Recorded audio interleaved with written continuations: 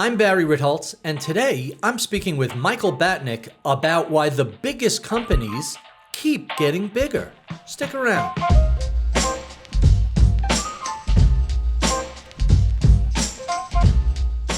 Hey Mike, how's it going? What's up, Barry? So you had a post the other day that I really liked called The Rise and Fall, and you used as an example Penney, which was at one time a giant retailer worth $20 billion, some crazy number. What is the state of Penney today, and why is that significant? Their market cap is currently around $60 million. They have $4 billion in debt coming due.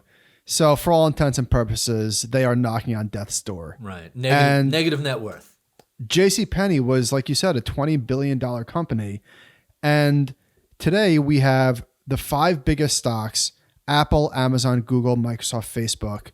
Those five stocks collectively represent more than 20% of the index. Amazon 5 years ago was under $200 billion in market cap. Today it's almost $1.2 trillion.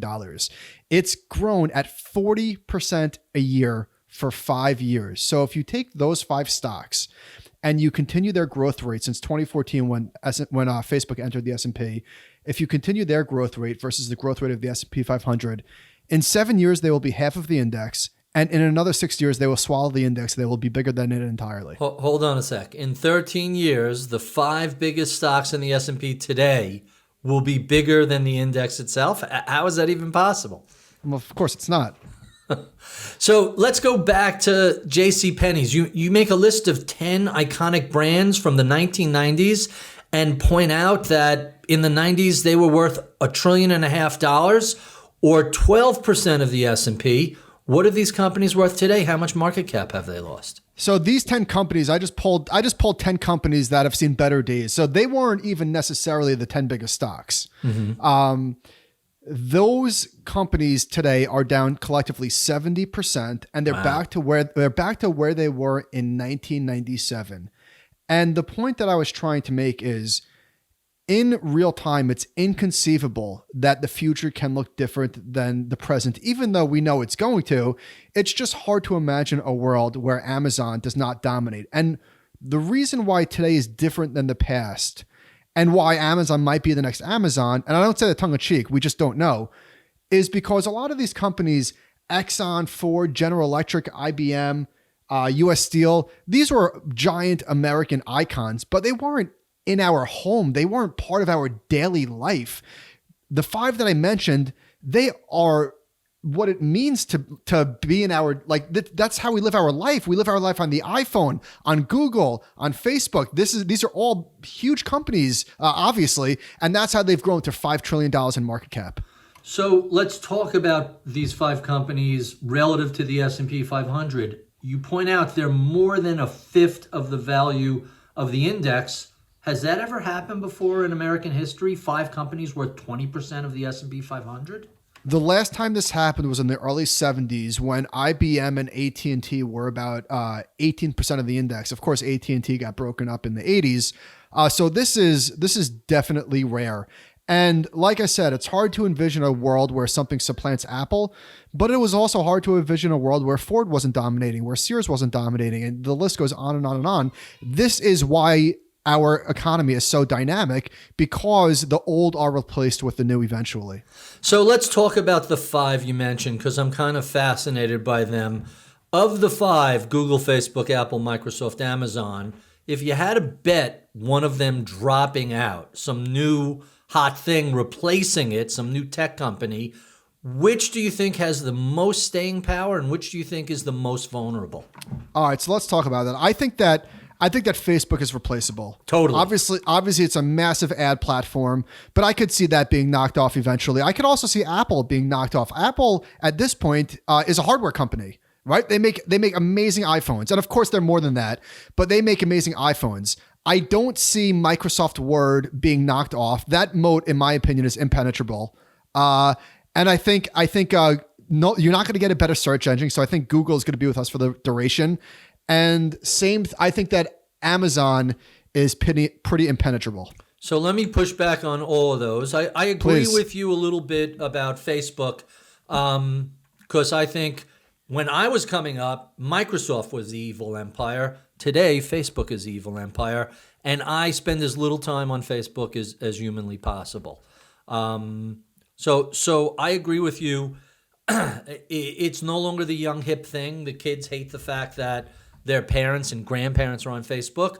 Although, to be fair, they've done some amazing acquisitions, and Instagram is a new retail outlet, and that's a Facebook property. Apple, what is this, the ninth life of Apple? I've been a Mac head for forever. There is no more Steve Jobs. Yeah, the headphones that they put out are great, but what sort of product are they coming out with that is a billion-dollar creation like the iPhone? Is that something? Well, the AirPods are massive, a massive success. The problem is it doesn't necessarily move the needle because they're such a giant company. But maybe that's the point: is that these companies have just gotten so big that the idea that they can continue their growth rate, like I said, it's not going to happen. All right, so let's look at the rest: Microsoft, Google, and Amazon. I think Microsoft is the thing that's the hardest to disrupt. Mm-hmm. Everything they do at an enterprise level is they are locked in tight, and every competitor that comes along, they either buy or imitate. They bought Skype, Slack came along, they created Teams. They don't seem to be afraid of anything. But here's the thing, we're talking about today. So that's the point, that it is very difficult to envision a future without these companies, but there might be industries that do not even exist today that can replace them. That's right. What if in the future, we're not holding a phone, there's a chip in our brain or something like that? Right. Google is replaceable because just voice, you don't need to go to a search engine. You know, the Alexa or Siri could replace Google eventually. So the point that I was making when I got sidetracked is that these companies have gotten so large that they can continue to dominate. They just might not produce the sort of returns that investors have gotten used to. So if you look at, let me just bring this up real quick. If you look at the last 5 years of these companies, the returns that they've delivered to shareholders, by the way, I'm not saying that like they're overvalued or they're a bubble or anything like that. They've been justified. The point that I'm making is this: Amazon, 5 years, 455%. Facebook and Google did a little bit less. They each did around 170%. Slackers. Netflix, 440%. Microsoft, 300%. And then, of course, Apple, 145%. Just insane. Just insane numbers. And again, $5 trillion. So they might be amazing companies for the next 10, 15 years, but it doesn't mean that the returns have to keep compounding in the way that they have. In fact, I would say that that's probably not going to happen. So one of the things you said in the piece, Rise and Fall, was Amazon might be the next Amazon. I want to push back on that also, aside from the fact that it's a great phrase. The one thing I've learned during this lockdown, under normal circumstances, I need anything. You go to Amazon, yeah, that looks like a reasonable price, buy it. It's convenient, it's reliable, it's there in 2 days. Why would you ever look at anything aside from Amazon?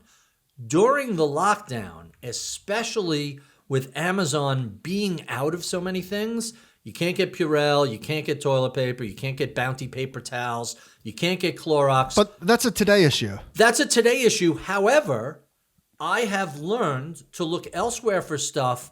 And what that started me doing was using Google Shopping. And I used to just assume Amazon was the cheapest on everything. And I'm finding not only things are cheaper elsewhere, in some instances, they're much cheaper.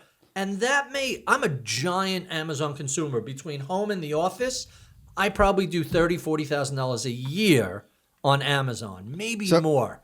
And I am starting to look around elsewhere before I click the buy button. Sometimes I bought a bunch of shampoo and conditioner. My wife gave me a whole list. Some stuff was half the price elsewhere. That's on like expensive shampoo and conditioner. That's a big savings. I wonder if other people are experiencing something similar with Amazon during the lockdown and if that carries forward. we'll see. But here's what I would say is that it's not even specific to these companies today. If I could just allow me to quote myself for a second, I said, the rise and the fall is the business equivalent of the circle of life. The old and the stodgy are replaced by the young and the hungry. This is not merely a feature of the most dynamic wealth creating machine ever. It is the engine that drives it. So great line. So I find it hard to imagine that is fundamentally broken. I also, in the back of my head, I am open to the idea that maybe these companies are so entrenched in our daily life that the future actually might not look like the past in terms of this cycle. We'll see. Let me point out in your list of 10, several of these companies, ExxonMobil, General Electric, IBM, U.S. Steel, all had antitrust prosecutions in their history. Microsoft also, except that was 20 plus years ago. So Standard Oil, or as most people know it, Esso, eventually became Exxon. That was broken up to dozens of companies. And IBM, by the way, U.S. Steel was the first billion-dollar company. Right. I mean, and U.S. Steel was also broken up. Lots and that, by the way, U.S. Steel is what led to the end of the trusts and new legal legislation following the Great Crash and Depression.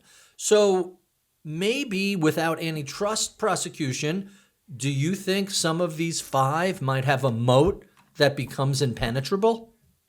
Well, I don't know about that. I think that Microsoft's moat is impenetrable. I don't think that there's going to be another Word or Excel. Forget about what they're doing on the enterprise side, which is obviously a giant part of their business. But if they continue to grow at the pace that they have, which I guess is possible, if they do that, the Justice Department will have to step in because, like I said, in 6 years, they will be half of the index. Right. And I don't know about you, but I don't want to live in a world with just 5 companies. Well, it seems that that's kind of what we're doing. 20% is pretty close to just 5 companies. Thanks, Mike. This is really fascinating stuff. Be sure and subscribe to The Compound. Smash that like button below. Thanks for coming by.